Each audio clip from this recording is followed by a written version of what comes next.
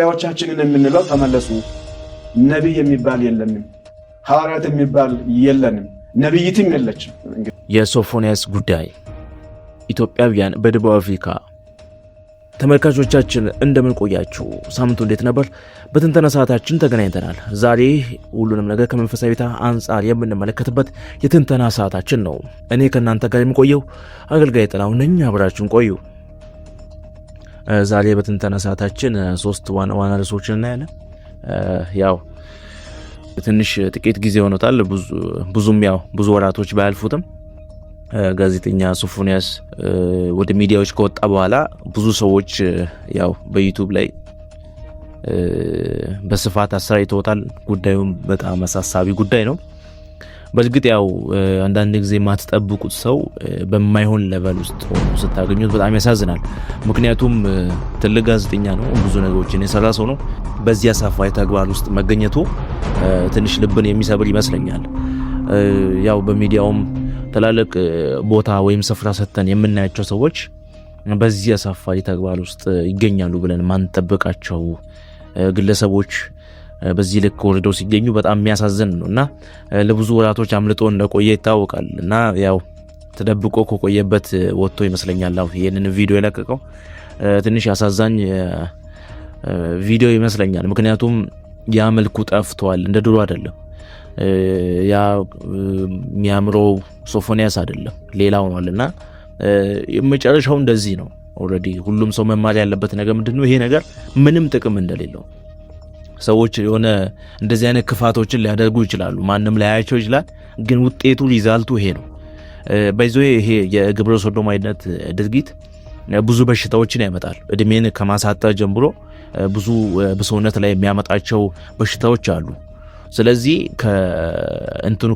ከተግባሩ አጸያፊነት ባሻገር የሚያመጣቸው ብዙ የበሽታ እንትኖችም ስላሉ ሰዎች ጥንቃቄ ቢያደርጉ።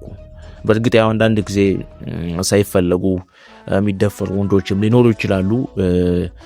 እንደዚሁም ደግሞ ተሳስተው ወደዚህ ድርጊት ውስጥ የሚገቡ ሰዎች ይኖራሉና እንደዛ አይነት አሳፋሪ የሆኑ ተግባራቶችን እንደ ሀገር ደረጃ መቃወም አለብን ብዬ አስባለሁ። ምክንያቱም አሁን ላይ የተለመደ መጥቷል፣ እንደ ኖርማልም እየሆነ ያለበት ሁኔታ ስላለ በተቻለን መጠን እንደ መንፈሳዊ ቻናልም እኛ እንደዚህ አይነት ተግባራቶችን እንቃወማለን። የተለያዩ ቪዲዮዎችን ወደፊት በስፋት እንለቃለን፣ አስተማሪውን ቪዲዮዎችን በዚህ ዙሪያ ማለት ነው እና በሰፊው ደግሞ በቅርብ ጊዜ ጠብቁን። በጣም የተሻለ ቪዲዮዎችን በዚህ ዙሪያ ሰርተን እንለቅላችኋለን። ሌላኛው የመካነ ኢየሱስ ቄስ ያሉት ነው። ትንሽ የሚያሳዝን ዜና ይመስለኛል። ምክንያቱም ከአንድ የቤተ ክርስቲያን መሪ ወይም ፕሬዝዳንት የሚጠበቅ ተግባር አይደለም። ምክንያቱም አሁን ላይ በፕሮፌቲክና በቤተ ክርስቲያናቶች መካከል ግብግቦች እንዳሉ ይታወቃል። ምክንያቱም ይሄ ከዘይት ሽያጭ ጋር ምናምን ተቃውሞች አሉ። ነገር ግን በዚህ ልክ ነቢያቶችንም ሐዋርያቶችንም የመቃወም ነገር እንዴት እንደሆነ እኔ ሊገባኝ አልቻለም።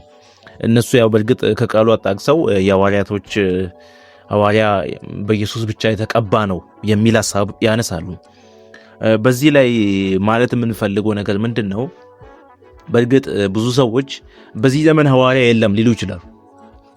እነሱም የራሳቸው ሪዝን ሊኖራቸው ይችላል። በዚህ ዘመን ሐዋርያ የለም የሚሉበት ከመጽሐፍ ቅዱስ አንጻር አይተው የሚናገሩበት ሪዝን ሊኖራቸው ይችላል።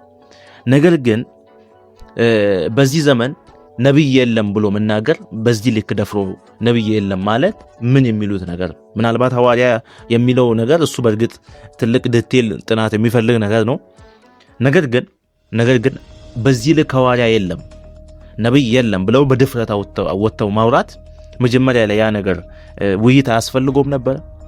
ይሄ ነገር እንደ አንድ ቤተ እምነት መስማማት መቻል አለብን በዚህ ጉዳይ ላይ ማለት ነው እንጂ አንዱ ተነጥሎ ወጥቶ እኔ መካነ ኢየሱስ ነኝ ብሎ በዚህ ልክ ማውራት ምንድነው? ምን የሚሉት ነገር ነው? አሁን ጫፍ የወጣ ነገር ነው የምንመለከተው። አሁን ቤተክርስቲያን ውስጥ ራሱ ይሄ የግብረ ሰዶማውያን እንቅስቃሴ በሰፊው የገባበት ሁኔታ ነው ያለው። ፓስተሮች ሁላ በዚህ ድርጊት ተጠምዶ ያሉበት ነው። ምክንያቱም ይሄ ከውጭ የሚመጣው እርዳታ ይሄንንም ነገር እንዲቀበሉ የሚያስገድድ ነው። ስለዚህ ብዙ ሰዎች ከገንዘቡ ጋር ያንን ነገር ተቀብለውታል እና ማን አሁን በዚህ ድርጊት ውስጥ ይኑር? አሁን ይሄ ቅድም እንደውም ስለ ሶፎንያስ አነሳን እንጂ ሶፎንያስ አሁን ይሄ ነገር ይፋ ከመውጣቱ በፊት ስለሱ እንደዚህ አይነት ተግባር እንደሚፈጽም ማንም ሰው አያውቅም ነበር። አሁን ግን ይሄ ድርጊት ይፋ ከሆነ በኋላ ነው የታወቀው። አሁን ቤተክርስቲያን ውስጥ እንደዚህ አይነት ተግባር የሚፈጽሙ ሰዎች የሉ። ቤተክርስቲያን ውስጥ ፓስተር ሆነው ቤተክርስቲያን ሽማግሌ ሆነው ይህን ተግባር የሚፈጽሙ ሰዎች የሉ። ይሄ በጣም የሚያሳዝን ነገር ነው። እንደ አንድ ፕሮቴስታንት ቤተ እምነት ግን እንደዚህ አይነት ትልቅ ውሳኔ ከመወሰኑ በፊት እንደ አስተምሮም ሊሆን ከተለያዩ ነገሮች አንግል አንጻር መታየት መቻል አለበት እንጂ ዝም ብሎ ወጥቶ ከዚህ በኋላ ነብይ አንሾምም ሐዋርያ አንሾምም ብሎ መናገር ምን የሚሉት ነገር። ሲቀጥል ደግሞ እግዚአብሔር በነቢያቶችን በኩል ይሰራል። አሁን ይሄ ነቢያቶችን ትልቅ ስፒሪት ራሱ አለ፣ ነቢያቶችን የሚቃወም ስፒሪት። ምክንያቱም በነቢያቶች በኩል ነው አጋንንት የሚወጣው፣ በነቢያቶች በኩል ነው እግዚአብሔር ስለ ዘመኑ የሚናገረን። ነገር ግን ሰዎች ነቢያቶችን ጠልተው በዚህ ልክ ነቢያቶችን አንሾምም ብለው ይሄ ቃልዎት ቤተክርስቲያን ምናልባት ይሄን ሐሳብ የደገፈች ይመስለኛል። እና ህዝቡ ተአምር ማየት ይፈልጋል፣ ህዝቡ መፈወስ ይፈልጋል፣ ህዝቡ አጋንንት እንዲወጣለት ይፈልጋል። ስለዚህ ወደ ነቢያት እንኳን መሄዱ መቼም ቢሆን ሊያቆም አይችልም። እና አሁን ህዝቡ እንደው ካስተምሩ አንግል ብቻ ሁሉ ቀን ትምህርት ብቻ ይፈልጋል ማለት አንችልም። እያየን እኮ ነው አሁን ሰው ምን ያህል ፈውስ እንደሚፈልግ፣ ምን ያህል ትንቢት እንደሚፈልግ እኮ እያየን ነው። ይሄ ትውልድ በእርግጥ አስተምሮ ያስፈልገዋል፣ ትምህርት ያስፈልገዋል። ህዝቡ ግን አሁን ያለንበት ከዘመኑ አንጻር መማር አይፈልግም። ትንቢት ነው የሚፈልገው፣ አጋንንት እንዲወጣለት ነው የሚፈልገው። ነገር ግን እነዚያ ቤተክርስቲያናቶች ነቢያቶችን ቢያስጠጉ፣ አሁን ነቢያቶችን የመጸየፍ ነገር ራሱ አለ። ነቢያቶችን ራሱ በቃ ኢግኖር የማድረግ ነገር። ለምን በዚህ ልክ ነቢያቶችን እንጠላለን? ነቢያቶችን እንደማይም አድርጎ የማየት ተመሳሳይ አድርጎ የማየት ነገር። እግዚአብሔር እኮ በነቢያቶች በኩል ይናገራል። ያለፈው ዓመትም በዚህኛው ዓመትም በየትኛውም ዘመን እግዚአብሔር በነቢያቶች ተናግሯል። በብሉይ ኪዳንም ሂዱ በአዲስ ኪዳንም ሂዱ ነቢያቶች አሉ፣ አልጠፉም። ነገር ግን እዚህ ጋር ነቢይ የሚባል ነገር አልተጻፈም፣ ከዚህ በኋላ ከአዲስ ኪዳን በኋላ ነቢይ የሚባል ነገር የለም ብለው የሆነ ኢግኖር አድርጎ ነቢይን በዚህ ልክ ያለ መቀበል ነገር ምንድን ነው? እግዚአብሔር እኮ ሲሰራ እያየን ነው። ነቢያቶች እኮ ሲፈውሱ፣ ሰዎች በእነሱ እኮ ሲፈወሱ እኮ እያየን ነው። ግን በዚህ ልክ ነቢያቶችን መቃወም ግን ምን የሚባል ነገር? ስለዚህ በጣም በሳምንቱ ከተሰሙ ምናልባት አስደንጋጭ ዜናዎች ማለት ይቻላል እና የሚያሳዝንም ዜና ይመስለኛል።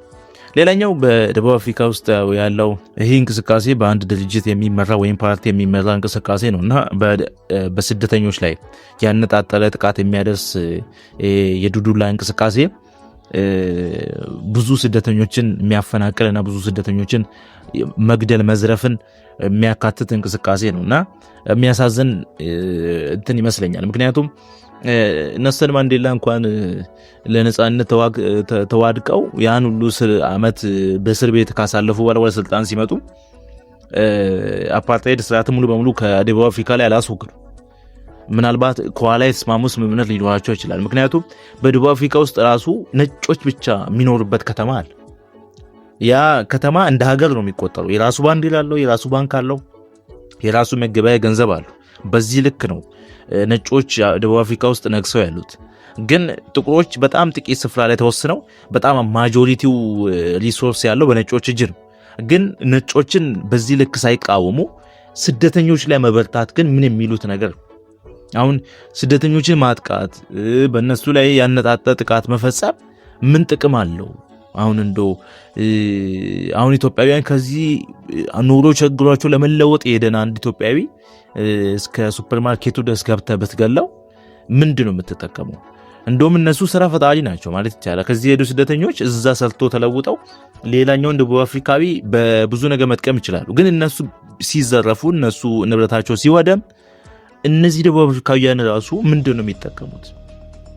ስለዚህ ይሄ እንቅስቃሴ ነገ ራሱ ለደቡብ አፍሪካ ስጋት የሆነ እንቅስቃሴ ነው። ነገር ግን ከላይ ጀምራችሁ ይሄ የስልጣን ተዋረዱን እንኳን ስትመለከቱ ነገርየው ላይ እርምጃ የመውሰድ ፍላጎት የለም። እንደውም ለቀቅ አድርጎ ሰዎች እንዲጠቁ፣ ሰዎች እንዲመቱ፣ ስደተኞች ጉዳት እንዲደርስባቸው የማድረግ ነገር አለ። ለዛሬ እዚህ ጋር እንቋጫለን። እስከ ዘገባው ፍጻሜ ድረስ አብራችሁ ስለቆያችሁ ከልብ እናመሰግናለን። በሌላ ዘገባ ደግሞ በቅርብ ጊዜ ያው በየጊዜው እየለቀቅን ነው። እንደዚህ አይነት አስተማሪ የሆኑ ትንታኔዎችን በየጊዜው እንለቃለን። በመሃል ደግሞ የተለያዩ ቪዲዮዎችንም የምንለቅ ይሆናል። መንፈሳዊ ታን ላይክ እንደዚሁም ሰብስክራይብ ማድረጋችሁ እንዳይረሳ። ለዛሬው ዘገባችን ይህን ይመስል ነበር። ከእናንተ ጋር የቆየሁት እኔ አገልጋይ ጥላው ነበርኩኝ። መልካም ጊዜ ይሆንላችሁ።